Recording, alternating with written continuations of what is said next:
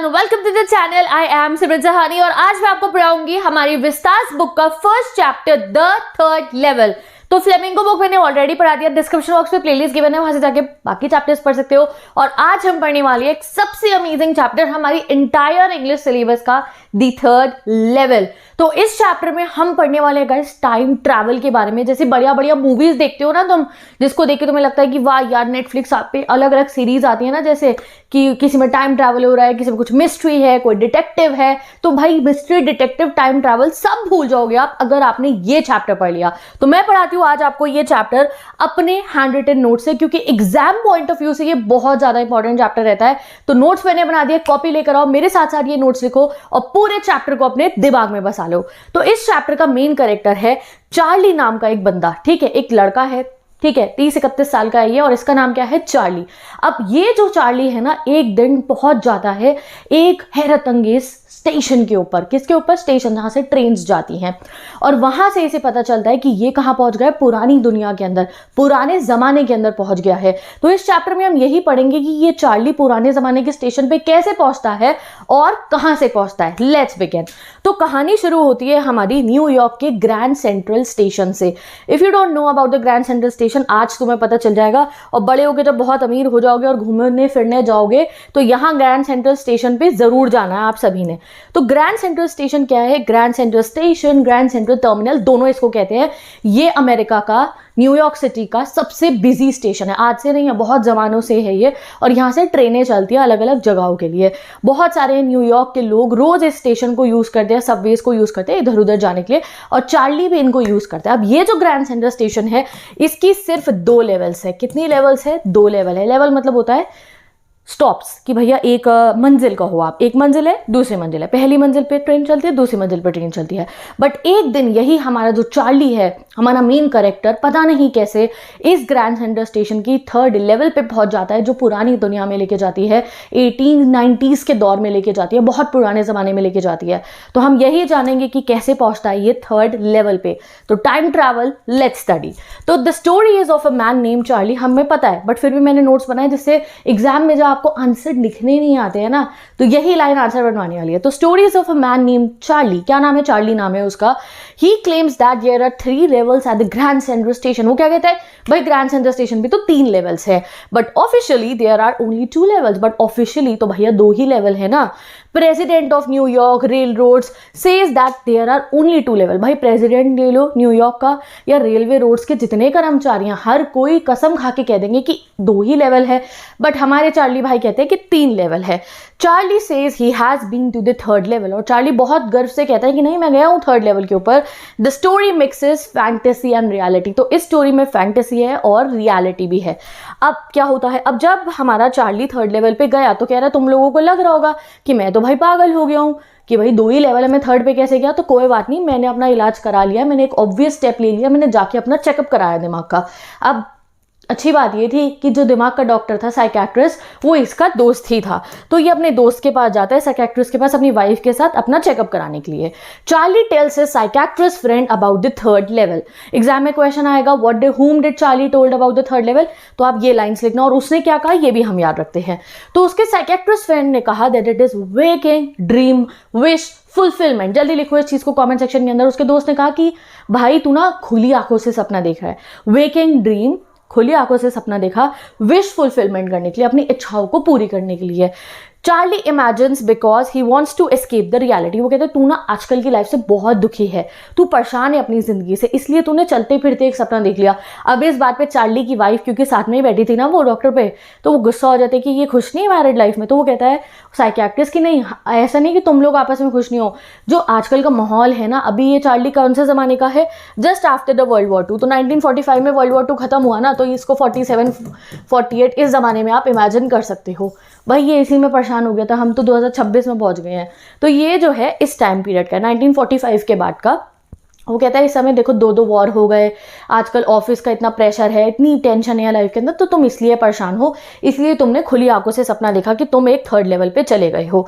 Modern world is full of war, fear, worry and insecurity. जो आजकल हम भी फेस करते हैं ना, चार्ली भी वही फेस करा था। तो ये रेड से जो मैंने लिखा याद रख लो, एग्जाम में क्वेश्चन में आपको मेंशन करने हैं ये कीवर्ड्स। रट्टाफिकेशन नहीं, यहाँ पढ़ो दिमाग में बस जाएंगे। We war, fear, worry, insecurity लिख देना पेपर के अंदर। Everyone wants to escape it, और इसीलिए चार्ली जो है थर्ड लेवल पे क्या, इनफैक्ट वो कहता है तुझे पता है तू स्टैम्प कलेक्शन भी करता है। स्टैम्प होते हैं ना वो पोस्ट के ऊपर जो लगता है, डाक के ऊपर जो लगता है वो, तो वो भी कलेक्ट करता है। तो वो भी तुम्हारा एक ना रियलिटी से भागने का जरिया है, तो टाइम पास करता है वो करके। बट जो हमारा चार्ली है वो कहता है मैं नहीं मानता कि मैं दुनिया में परेशान आत्मा हूँ, मैं डिप्रेस्ड हूँ, इसलिए मैं ये सब कर रहा हूँ। और स्टैम्प कलेक्शन को तो मैं बिल्कुल ही नहीं मानूंगा कि वो मेरी परेशानी से भागने का जरिया है, क्योंकि मेरे ग्रैंडफादर जो एक बहुत अच्छे टाइम में रहते थे, जब कोई डरते भी नहीं थे, लोग परेशान भी नहीं रहते थे, मेरे ग्रैंडफादर भी स्टैम्प कलेक्शन करते थे। इनफैक्ट प्रेसिडेंट रूजवेल्ट जो थे अमेरिका के, जो इतने प्रैक्टिकल प्रेसिडेंट थे, वो भी स्टैम्प कलेक्शन करते थे। तो उसको अपने दोस्त की बात पे यकीन नहीं होता कि मेरा दोस्त जो कह रहा है पागल है मेरा दोस्त, उसको तो यही लगता है। सो अब चार्ली हमें बताता है कि वो कैसे पहुंचा था थर्ड लेवल के ऊपर। तो ये पूरा का पूरा मैंने सिनेरियो लिख दिया, how did Charlie reach the third level. Exam में यही क्वेश्चन आएगा, आप ये सिंपल नोट डाउन कर लो, और इसी को अगर लिख के आ जाओगे तो भी एग्जामिनर आपको फुल मार्क्स ही देंगे, क्योंकि यहाँ सारी लाइंस बिल्कुल ठीक है। तो one night last summer Charlie work late, wanted to go home quickly. Charlie को ऑफिस में बहुत देर हो गई थी और उसे घर जल्दी जाना था अपनी वाइफ लूजिया के पास। तो he decided to take a subway from the Grand Central Station. उसने सोचा ग्रैंड सेंट्रल स्टेशन से ट्रेन ले लेता हूँ, बस वगैरह में तो बहुत देर लग जाएगी। So he entered the Vanderbilt Avenue. वो ग्रैंड सेंट्रल स्टेशन में वैंडरबिल्ट एवेन्यू से एंटर करता है, जैसे चौक बाजार होते हैं ना, ये एक जगह से एंटर करता है। अब चार्ली कहता है जरा मेरे बारे में भी जान लो, मैं कौन हूँ। मैं एक ऑर्डिनरी हूँ, आम इंसान हूँ, 31 ईयर्स का हूँ मैं। और उस दिन मैंने पहन रखा था टैन यानी कि ब्राउनिश कलर का गार्बेदाइन कपड़े का सूट, एक स्ट्रॉ हैट, जो एक ऐसी सी हैट होती है ना, ऐसी सी हैट, और उस पर एक हेडबैंड बना हुआ था, यानी कि एक डोरी बंद रखी थी फैंसी सी। ऐसे में तैयार हो रखा था। मेरे साथ में मेरे ऑफिस के और बाकी ऑफिसों के बाकी लोग भी सेम टू सेम मेरे जैसे दिखने वाले अपने घर जा रहे थे। कुछ अलग तो मैं नहीं हूँ। जो मेरे साथ ऐसा हुआ कि मैं पहुंच गया थर्ड लेवल पे, सिंपल मैं वहां से थर्ड लेवल जा रहा था। सबसे पहले आता है फर्स्ट लेवल, जहां से लॉन्ग डिस्टेंस ट्रेन चलती है 20th सेंचुरी की। फिर आया सेकेंड लेवल, जहां से सब अर्बन ट्रेन चलती है आसपास के शहरों की। इसे कहा ना, इसे सेकेंड लेवल पे जाना था, तो ये कॉरिडोर पकड़ लेता है।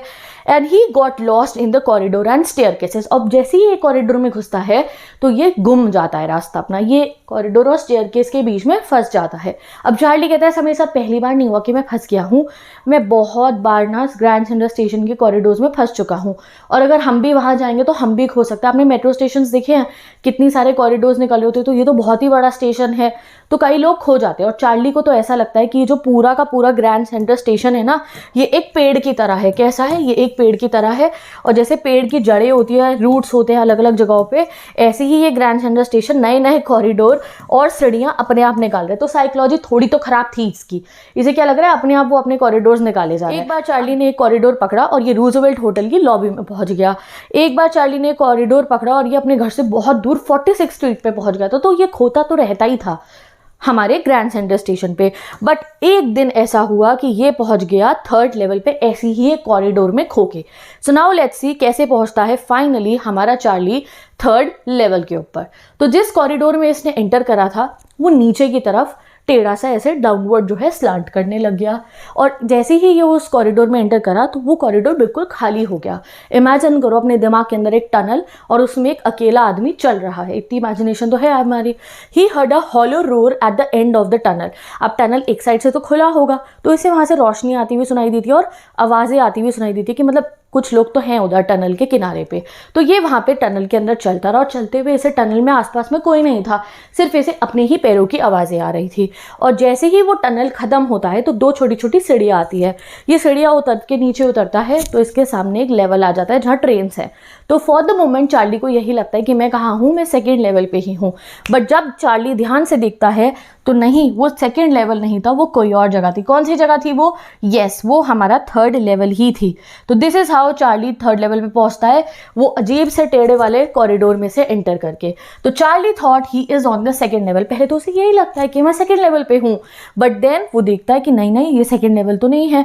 अब क्या क्या चेंजेस थे थर्ड लेवल के ऊपर, एग्जाम में क्वेश्चन जब आएगा ये लिख दिया मैंने। सारे चेंजेस थर्ड लेवल के ऊपर के, इन्हें बस आप अपने कीवर्ड्स बना के लिख लो। पहला चेंज था रूम वॉज स्मॉलर, जितने भी रूम्स थे वहाँ पे टिकट वाले वो सब बहुत स्मॉलर थे। एंड फ्यूअर टिकट विंडोज थे, टिकट विंडो भी बहुत कम थी क्योंकि पुराने ज़माने में पॉपुलेशन नहीं होती थी तो इतने टिकट विंडोज नहीं थी। और ट्रेन गेट्स भी बहुत कम थे, यानी कि प्लेटफॉर्म भी वहाँ पे बहुत कम थे। इंफॉर्मेशन बूथ जो था वो लकड़ी का बना हुआ था, सीमेंट का बना हुआ नहीं था, और वहाँ पे जो है काफ़ी ओल्ड सा बिल्कुल सिनेरियो लग रहा था। इंफॉर्मेशन बूथ के अंदर का जो आदमी था उसने हरे रंग का चश्मा पहन रखा था, गॉगल्स, कोई नहीं लगाता ना आज के ज़माने में, और लॉन्ग ब्लैक स्लीव्स प्रोटेक्टर, यानी कि स्लीव के ऊपर कपड़े लगा रखे होते हैं, स्लीव प्रोटेक्टर उन्हें कहते हैं।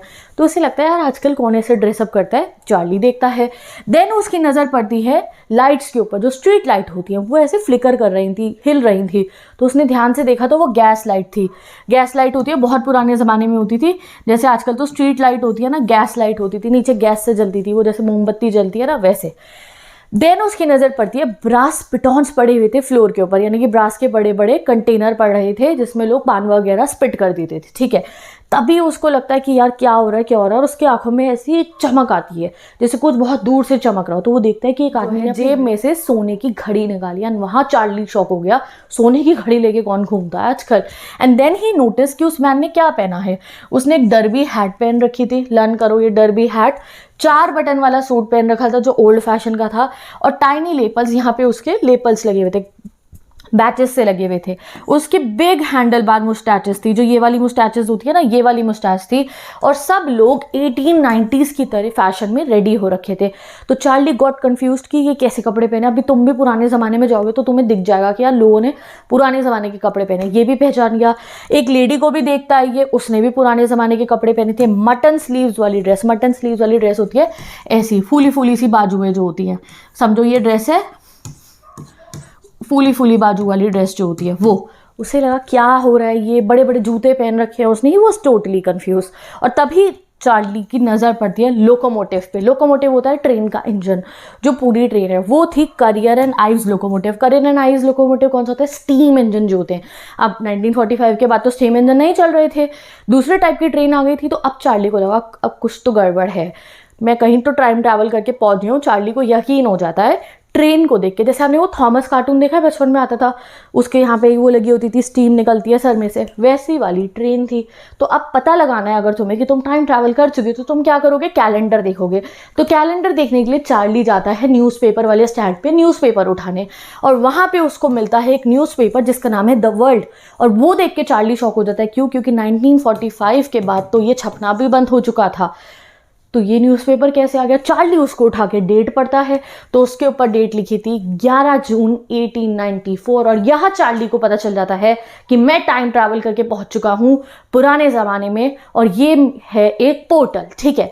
उस पर लीड स्टोरी थी प्रेसिडेंट क्लेवलैंड की, 1 मार्कर में आएगा याद रखना। And this confirmed that Charlie 3rd level पे है। अब चार्ली ने बाद में जब वो अपनी दुनिया में वापस आता है, अभी आगे आप पढ़ोगे, तो इसने बाद में चेक भी करा था लाइब्रेरी में जाके कि कहीं झूठा न्यूज़पेपर तो नहीं है। तो नहीं, सच्ची में 11 जून 1894 को प्रेसिडेंट क्लेवलैंड की खबर ही छपी थी द वर्ल्ड के अंदर। मतलब बिल्कुल सही, चार्ली टाइम ट्रैवल करके पहुंच चुका है। अब कोई नॉर्मल इंसान होगा और उसे पता चले कि मैं टाइम ट्रैवल करके पहुंच गया हूं, तो वो क्या करेगा, डर जाएगा ना। भाई साहब ये नहीं डरता। जैसे ही इसे पता चलता है कि मैं टाइम ट्रैवल करके पहुंच गया हूं, ये अपने दिमाग में प्लान करता है कि चलो एक काम करता हूं, मैं पहुंच जाता हूं गेलिसबर्ग इलिनॉइस, 2 टिकट खरीदता हूं यहाँ से, यहाँ दोबारा आऊँगा अपनी वाइफ के साथ और जाऊँगा गेलिसबर्ग इलिनॉइस। अब गेलिसबर्ग क्या है, गेलिसबर्ग एक बहुत प्यारा सा शहर है अमेरिका का, जहाँ इसके दादाजी रहा करते थे। It is a peaceful town जहाँ बिग हाउसेज है, ह्यूज लॉन्स है, ट्रीज है, हर जगह पेड़ ही ढके पड़े हैं पूरी की पूरी सड़कों पे, ठीक है। समर में वहाँ पे लोग बहुत मौज मस्ती करते हैं, आदमी लोग सिगार पीते हैं, उनकी जो वाइफ्स है वो पंखे बनाती हैं, और वहाँ की लाइफ बहुत पीसफुल है। तो वो हमेशा से चाहता है कि वो गेलिसबर्ग जाके सेटल हो जाए, पुराने ज़माने वाले, आजकल के नहीं, पुराने ज़माने के। तो वो अपने दिमाग में प्लान बनाता है कि मैं 2 टिकट्स लेता हूँ गेलिसबर्ग इलिनॉइस की, कल दोबारा आऊँगा यहाँ पे अपनी वाइफ लूजिया के साथ, और हम भाग जाएंगे पुराने ज़माने के गेलिसबर्ग इलिनॉइस में। तो चार्ली जाता है अब टिकट काउंटर के ऊपर, और जो है क्लर्क को कहता है मुझे 2 टिकट्स दो। अब वहाँ का क्लर्क पहले उसको देखता है, उसके फैंसी हेडबैंड को देखता है जो उसने अपने हैट पे लगा रखा था। अब उनके लिए चार्ली के कपड़े अजीब थे, वो नए फैशन के कपड़े पहन के गया था। तो Charlie had enough for 2 one-way coach tickets. उसने पैसे मांगे और चार्ली पे काफ़ी पैसे थे। चार्ली ने एक तरफ की टिकट ली, वापस तो उसे आना ही नहीं था। उसने टिकट खरीदने के पैसे हाथ में दिए। अब जैसे ही चार्ली ने पैसे दिए, मॉडर्न करेंसी क्योंकि डिफरेंट है, जैसे हमारे नोट बदल गए ना, 1000 वाला अब नहीं चलेगा, तुम 1000 का नोट किसी को दोगे तो अब उस ज़माने के पुराने ज़माने के नोट अलग थे और चार्ली के पास जो नोट थे वो अलग थे। तो वो क्लर्क जो था वो बहुत गुस्सा हो जाता है और कहता है, are you trying to skin me, मेरा पागल बना रहे हो, ये मनी नहीं है, ये पैसे नहीं है। तो चार्ली समझ जाता है कि अरे यहाँ ये वाले नोट नहीं चलेंगे। वो अपने नोट वापस लेता है और वहाँ से भाग जाता है। भाग क्यों जाता है? क्योंकि उसे डर लगता है कि क्लर्क मेरे को पुलिस में ना पकड़वा दे, क्योंकि जेल तो 1894 की भी अच्छी नहीं थी। अब चार्ली अपने घर वापस जाता है और अपने ऑफिस के बाद अगले दिन अपने दिमाग में प्लान बनाता है कि मैं पुराने ज़माने के नोट खरीदता हूँ और उन्हीं नोटों से जाके मैं गेलिसबर्ग की टिकट खरीदूंगा। नेक्स्ट डे चार्ली के पास अपनी जितनी सेविंग थी $300 बैंक के अंदर से वो निकाल लेता है and bought old style currency note from the coin dealer. अब उसको प्रीमियम पे करना पड़ा और उसको $300 देने के बदले सिर्फ $200 ही मिले। ऐसे थोड़े मिल जाएंगे भाई पुराने नोट, कुछ तो एक्स्ट्रा पैसा देना पड़ेगा, क्योंकि पुराने ज़माने में बहुत महंगाई भी नहीं है। तो वो सोचता है $200 में तो ऐश की ज़िंदगी जीऊंगा मैं। Now he tried many times to find that corridor again, जिससे वो 3rd लेवल पे पहुंचा था, बट उसको वो कॉरिडोर ही कभी नहीं मिला। फूटी किस्मत चार्ली की, वो कॉरिडोर जैसे वो 3rd लेवल गया था ना, कभी मिला ही नहीं। तभी तो उसके साइकियाट्रिस्ट दोस्त ने भी कहा कि ये तुम्हारी रियलिटी नहीं है, तुमने ऐसे ही सपना वपना देखा होगा।